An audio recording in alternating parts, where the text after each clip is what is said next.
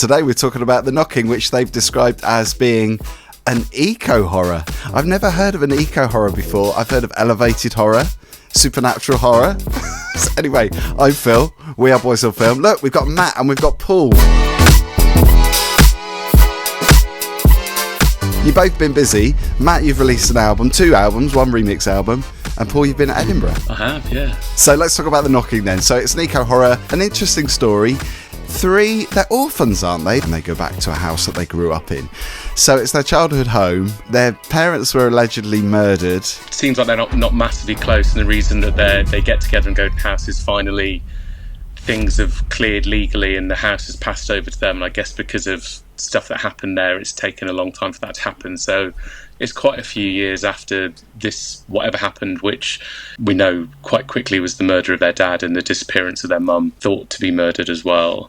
And so they go back to the house to sort things out, and they've got kind of conflicting ideas about what they want to do with the house, and particularly the land and where it's situated. And I guess they've got a difference of opinion because he wants to protect the forest because that's his job, isn't it? He studies trees. Yeah, he has knowledge of it, but he wants to sell the land to some kind of company who's going to exploit it for some kind of monetary purpose. I think there's something on the land. Is it like minerals or something, or oil or something that he wants to sell it off to make money? There's an estate agent that's interested in selling the property within a week. So there's a lot going on in those few days, and they stay overnight, and you know, that's when it gets spooky. As well as the incident which orphaned them, there's also been several incidents at certain kind of intervals in the past. So it's got a very domestic setup because it's kind of about the conflict between these. I mean, it's not succession, but the conflict between these siblings about what to do. You know, and you quite quickly see there's an unease there, and a lot of that stems from both what happened, and then you get considerable flashbacks to their childhood and kind of how they grew up and what was the environment and what was going on and what were kind of internal and external influences in the household, particularly around their parents. It's definitely what makes it interesting, I think, because it's not necessarily a recognisable horror from the offset. I think the horror elements do come in more towards the 3rd act. And I would say it probably makes it a bit more effective because it stops it being too kind of cliched. I mean, there are various things, you know, there's a forest, noises in it, things happening, a kind of strange woman scribbling things in books, and then obviously you get to know more and more in the flashback, and yeah, it all goes to really. Without spoiling the plot, it does go to shit. Is this your sort of film, Matt? Because I know that you're into horror films, especially that are a little bit different, that aren't so cliched, maybe. I do normally like a slow build. This is a very, very slow build. So if your idea of excitement in horror movies is just like jump scares and crazy things happening every 5 minutes, this is not that film at all. I did like this film. I like the draw in where it's not so hit you over the head.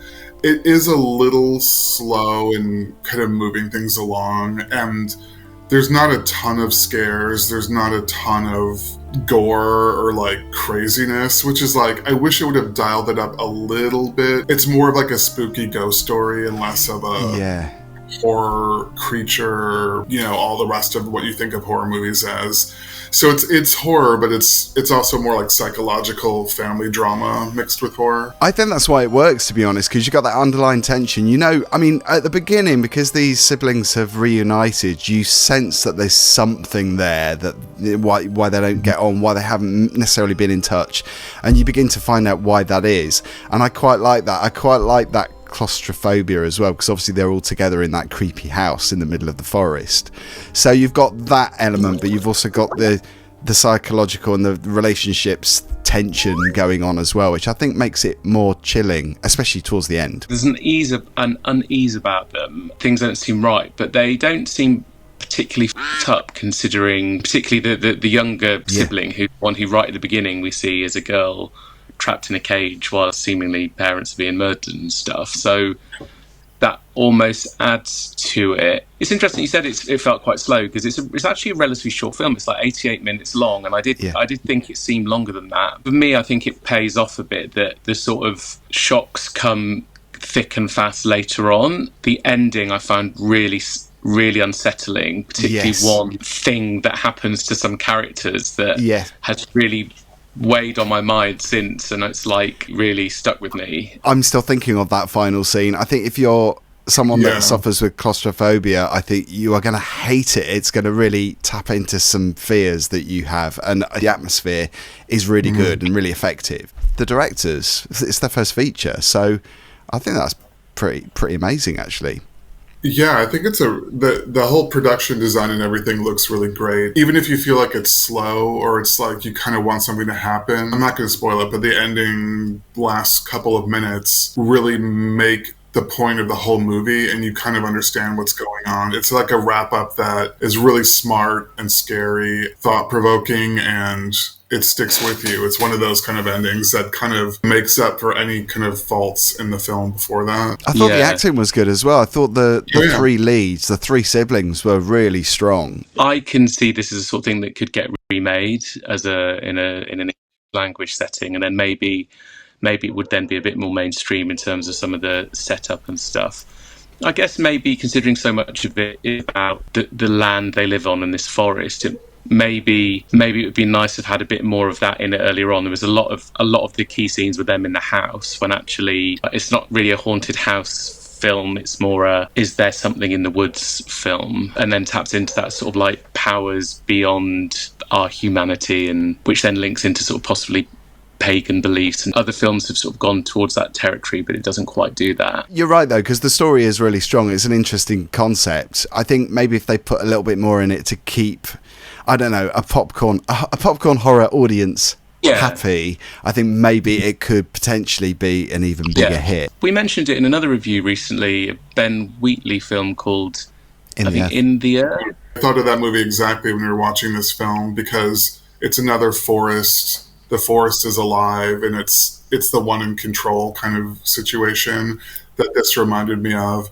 This movie also reminded me of a film called Relic that came out maybe 2 years ago. Did you see that? Oh, yes. That was a really interesting film, actually. Again, that wasn't necessarily gore and jump scares. It was quite psychological, wasn't it? Slow burn. Right. It was about two daughters who come home to take care of their ailing mother in their house they grew up in. So it's the same kind of setup, or relative same setup, but I thought Relic was a better movie, maybe. Can we say this film possibly one of the contenders for the best reveal of the significance of the title? Oh, yeah. Yeah. I kept wondering what that was. You really don't know until apart from the post-credit beat, the last beat, and then the name of the film comes up, and you're like, oh my god. Horrible when you think about it, isn't it? I mean, truly disturbing. So star rating, I'm guessing we're all going to have the same star rating. Over to you, Paul, first, though. For a lot of the film, I was thinking steady 3-star movie, and then the way it made me feel at the end and the way it stuck with me, I think it deserves 4 out of 5, that is. I know we can't do half stars, because I was going to do 3.5, but yeah, me too. I'd probably just drop it down to 3. I don't know why it's not 4 to me. I did like it. I wasn't in love with it. The ending is a 4, definitely. 4 to 5 ending. But the bulk of the film was more of a 3, because I think I wanted less family drama and more kind of horror in the first 2/3 of the film. I hate being in between, and it's one of those films where I'm in between a star rating. It's like, obviously it's between 3 and 4. I agree with you, Paul, about the ending. I think that deserves a 4 for sure. There's nothing wrong with the rest of it. It just was a little bit of a slow burn. I mean, I'm all for slow burn. I love slow films if it pays off. It did pay off to an extent, but I'm leaning more towards 3 than 4, I have to be honest. But I did think it was great. I mean, a great directorial debut for sure. Mm-hmm. Yeah. I think an average of 3 stars. The Knocking. It's a solid 3 though for The Knocking. Oh yeah. So it's on digital platforms on the 4th of September. Before that, though, we got a premiere at FrightFest. Thank you, guys, as always. Thank you, everybody, for watching. It'd be nice to be at FrightFest and see people walking out of the screening after that film. Yeah, it's like head in hands, not going in the woods afterwards. See you later. Thanks, everyone. Nice to see you. Thanks for having me. You too, guys. Bye.